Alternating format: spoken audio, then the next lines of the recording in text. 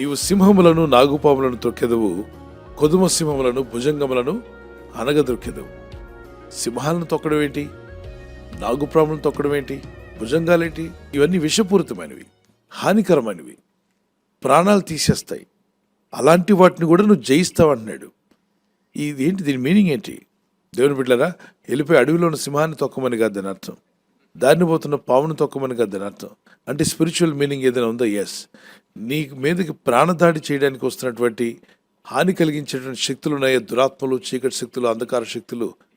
వాటి లీడర్ అయిన లూసిఫర్ని కూడా బైబిల్లో సర్పము అని పిలువబడ్డాడు. నీ మీద కీడు కలిగించేవి దురాత్మలు, చీకటి శక్తులు.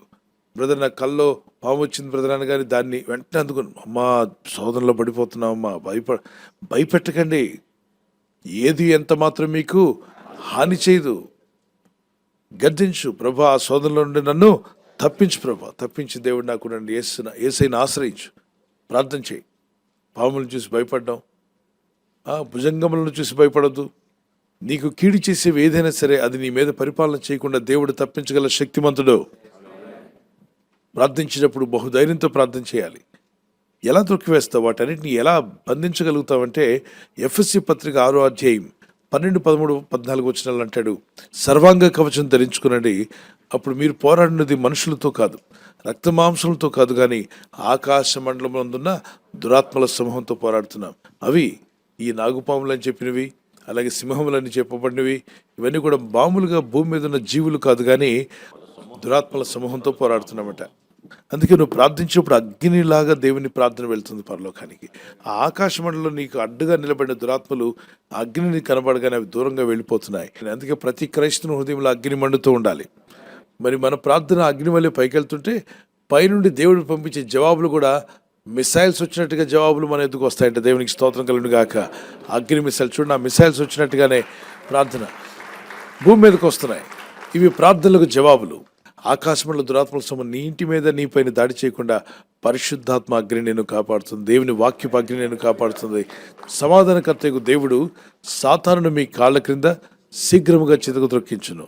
మన ప్రభువైన యేసుక్రీస్తు కృప మీకు తోడై ఉండును గాక. సింహాలను తొక్కడం ఏంటి? నాగుపాములను తొక్కడం ఏంటంటే ఇదిగోండి, దాని వాక్యం ఇక్కడ లింక్ అయి ఉంది. రోమపత్రిక 16:20 వచనం, సమాధానకర్తకు దేవుడు సాతానును మీ కాళ్ళ క్రింద శీఘ్రముగా చితకు దొరికిస్తాడు.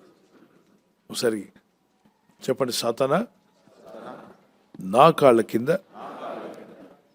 సమాధానకర్తకు దేవుడు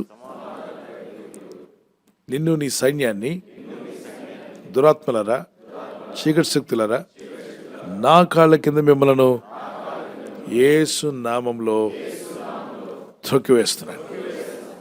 మనం వాడిని తొక్కివేయకపోతే, అంటే ఆత్మస్వరూపులు, అవి మనుషులు కాదు, ఆత్మస్వరూపులు, అవి మనల్ని తొక్కేయడానికి ప్రయత్నం చేస్తాయి. కాబట్టి నువ్వు వాటితో పోరాడి జయించడానికి ప్రభు నీకు వాక్యం ఇచ్చాడు, యేసు రక్తం ఇచ్చాడు. విశ్వాసంతో నువ్వు పోరాడుతున్నప్పుడు పరిశుద్ధాత్మ నీకు సాయం చేస్తాడు. నమ్ముచున్నాను వారి చేతిని పైకెత్తి ప్రార్థించండి. Yes, I believe this promise Lord. ప్రభు, మా జీవితాలను భయపెడుతున్న ప్రతి పరిస్థితిని కూడా నా కాళ్ళ కింద త్రొక్కించబోతున్నావు నాయన. నువ్వు దాని మీద నువ్వు నాకు అధికారం ఇవ్వబోతున్నందుకు స్తోత్రాలు చెల్లిస్తున్నాను. వాటికి నేను భయపడను, కానీ నాకు జయం రాబోతుందని నమ్ముచున్నాను. ప్రభా, ప్రార్థించండి. కరములెత్తి, ప్రభా జయం నాకు ఇస్తున్నందుకు స్తోత్రం, కృప నాపై చూపుచున్నందుకు స్తోత్రం. వాటిని నేను అనగద్రొక్కి వేయాలి నాయన.